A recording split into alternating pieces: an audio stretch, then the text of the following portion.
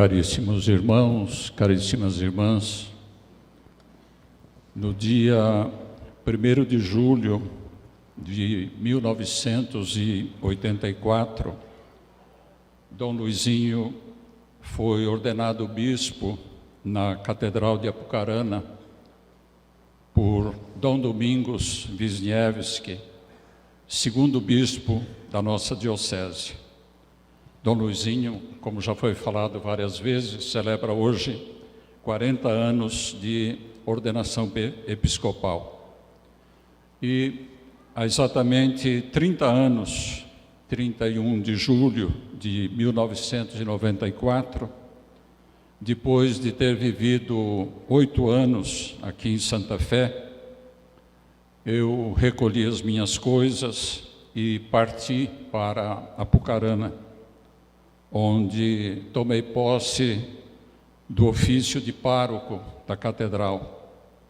Tinha 20 anos de ordenação presbiteral, acontecida perto daqui, em Colorado, pelas mãos de Dom Romeu Alberti. Isso foi no dia 12 de outubro de 1974. Então é uma alegria para Dom Luizinho e para mim celebrarmos juntos esses dois momentos de nossa vida. Na verdade, nós estamos aqui celebrando a Eucaristia. Celebrando a Eucaristia conscientes dos seus ricos símbolos. Uma ceia em clima pascal, um pão e um cálice de vinho, uma bênção, tanto no sentido de bendizer, como no sentido de agradecer, uma palavra de entrega, e estamos conscientes da riqueza de significado desses símbolos. Uma ceia de irmãos e irmãs ao redor de Cristo, Filho de Deus e nosso irmão no Espírito Santo. O corpo e o sangue de Cristo dados em alimento. Um sacrifício que é a vida vivida de Jesus como entrega total a Deus, aos irmãos e às irmãs, até a morte de cruz. O memorial da Páscoa de Jesus que passou pelo mundo fazendo bem, libertando-nos dos males físicos, emocionais, morais, espirituais e da raiz mais profunda desses males, que é o nosso pecado. Uma antecipação dos novos céus e da nova terra, objeto da nossa esperança. O que nos compromete no serviço ao reino de Deus, tanto na sua dimensão presente, como na sua dimensão futura, como na sua dimensão gloriosa. Portanto, meus irmãos, meus irmãos e minhas irmãs, nós não estamos aqui para fazer apologia, quer dizer, elogios aos aniversariantes. Nós estamos aqui para celebrar a Eucaristia, respondendo à ordem de Cristo aos apóstolos: fazei isto em memória de mim. E nessa Eucaristia, hoje é 31 de julho de 2024, nós estamos fazendo memória de um grande santo que, convertido e tendo se convertido sempre mais dia a dia, foi um dos maiores santos da Igreja moderna.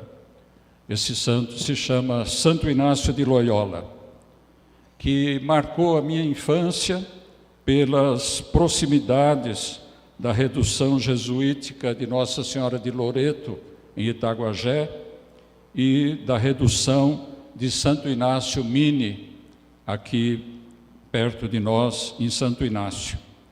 Durante a viagem de Marialva para cá, eu contava para o diácono e a sua esposa, que me trouxeram, a respeito dessas duas reduções. Não vou falar disso aqui agora. Mas Santo Inácio de Loyola marcou também a minha vida e a vida do Dom Luizinho, porque nós dois, em épocas evidentemente diferentes, não é? Nós estudamos no Colégio Pio Brasileiro em Roma, na Itália, e esse colégio na época era dirigido pelos padres jesuítas, justamente aqueles fundados por Santo Inácio de Loyola. E entre os jesuítas, um que marcou profundamente o Dom Luizinho foi o então diretor espiritual do Colégio Brasileiro, o padre Oscar Müller, que mesmo quando eu fui estudar lá, 20 anos depois, ainda se lembrava e se falava dele. E também por causa dos nossos estudos na Pontifícia Universidade Gregoriana de Roma, que foi fundada justamente por Santo Inácio de Loyola, o santo que nós estamos celebrando hoje. Ele fundou o Colégio Romano em 1551, não é? Que mais tarde, séculos depois, se transformou na Universidade Gregoriana. Santo Inácio é um espanhol, era um jovem impetuoso, escolheu a carreira militar e na guerra entre Filipe I, rei da França, e Carlos V, imperador da Alemanha, na defesa da cidade de Pamplona, um projétil atingiu a sua perna e quebrou.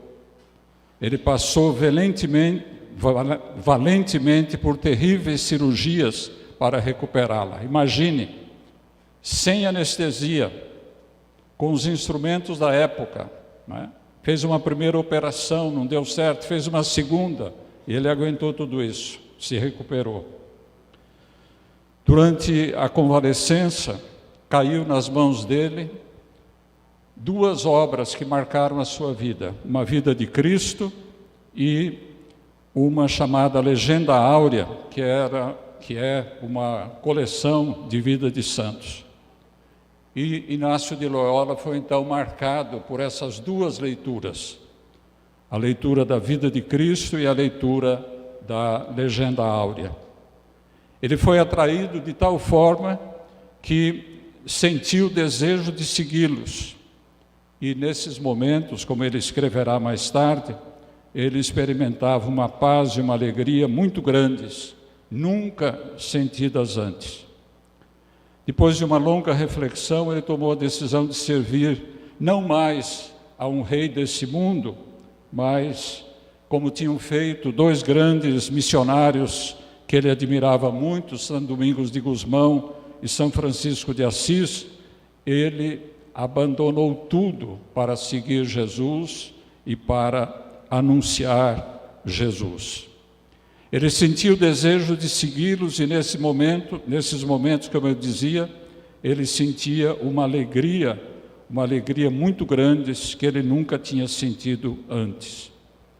E se São Francisco de Assis e São Domingos de Gusmão tinham servido para a glória de Deus, ele pensou, eu vou dar a Deus uma glória ainda maior.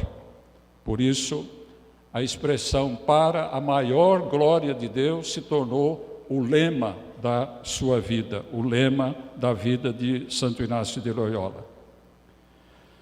E ele passou por mais experiências profundas na sua vida espiritual. Vou lembrar só uma, porque tudo isso parece muito longo, muito distante de nós, mas na verdade está muito perto de nós. Depois de uma noite inteira acordado, entre 24 e 25 de março de 1522, do seu coração brotou uma oração que ele pôs mais tarde por escrito. E a oração era a seguinte: toma, Senhor, e aceita toda a minha liberdade, a minha memória, a minha inteligência, toda a minha vontade, tudo aquilo que eu sou, tudo aquilo que eu possuo. Tu me deste tudo. A ti, Senhor, eu devolvo, tudo é teu. Dispõe de mim de acordo com a tua vontade, dá-me o teu amor e a tua graça, pois isso me basta. Nessa época, Santo Inácio de Loyola rezava 7 horas por dia, entre jejum e vigílias. Tudo na vida de Santo Inácio de Loyola, um livro famoso que é usado até hoje, os exercícios espirituais, a fundação da Companhia de Jesus, os padres jesuítas, o voto de uma obediência especial ao Papa, a ordenação do primeiro grupo de missionários em Paris, o envio dos primeiros missionários jesuítas ao Brasil, eles chegaram aqui em 1549, não é? 400 anos antes de eu nascer, porque eu nasci em 49, não é? E a criação do Colégio Romano, sobre a qual eu falei, onde nós, o Luzinho e eu, estudamos. Tudo isso foram alguns dos frutos dessa vida entregue a Deus, a Jesus, ao reino de Deus, à Igreja, ao Papa. E, finalmente, nós temos um Papa jesuíta, não é? Nunca na história antes tinha havido um Papa jesuíta. O Papa Francisco, o primeiro Papa jesuíta. E o lema da companhia é justamente em tudo amar e servir, que é o lema, semelhantemente, não é? Do Dom Luizinho, eu não vim para ser servido, mas para servir, né? E o meu é outro, mas é aquele resumo que Jesus faz da sua missão: eu vim para que todos tenham vida e vida em abundância.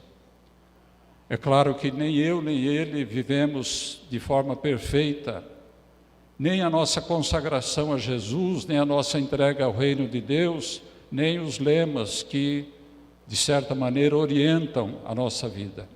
Mas nós estamos aqui esta noite para, junto com vocês, o nosso bispo Dom Carlos, os padres, os diáconos, os ministros, as ministras, os demais membros aqui dessa comunidade e de outras comunidades, nós estamos aqui para agradecer a Deus pela nossa vida, pela família que tivemos, pela formação que recebemos, pelos trabalhos que pudemos realizar até hoje e pedir a graça de Deus e que a gente possa continuar a nossa missão.